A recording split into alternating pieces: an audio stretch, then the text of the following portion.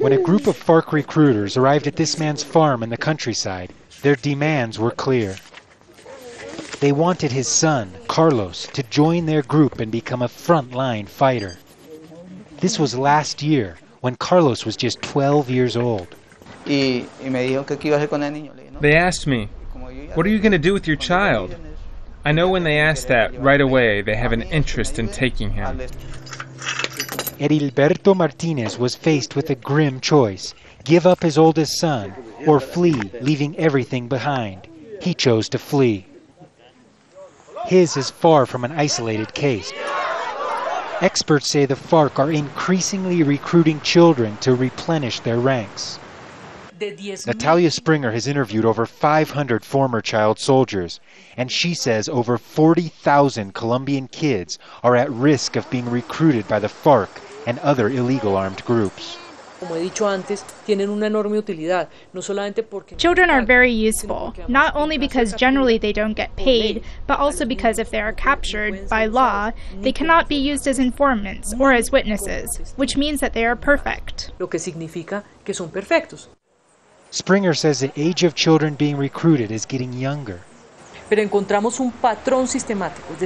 What we found was a systematic pattern across all of Colombia of children between the ages of 6 and 14 years old being recruited. About 65% of all recruitment happens in this age group. This is Deanna. She is 15. We are protecting her identity because she fled after FARC members pressured her to join the group. She now fears for her life if she's found. They don't care if you are with your parents or anything.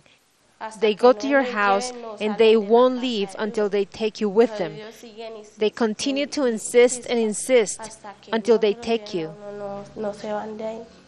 Having fled the FARC, she is now internally displaced, alone, living with family friends. The Martinez family, too, might have fled immediate danger, but by leaving their home behind, they now have little. These kids used to live on land with animals and plenty to eat, but after their father brought them here to flee from the FARC, they now live in these little and horrible encampments outside of towns. These kids tell us sometimes they go to bed hungry. A difficult but necessary consequence, he says, to protect Carlos from groups that see children as nothing more than instruments of war. The most important thing here is to protect my children, wherever I go. If I have to die for them, I will. Gabriel Elizondo, Al Jazeera, San Jose del Guaviare, Colombia.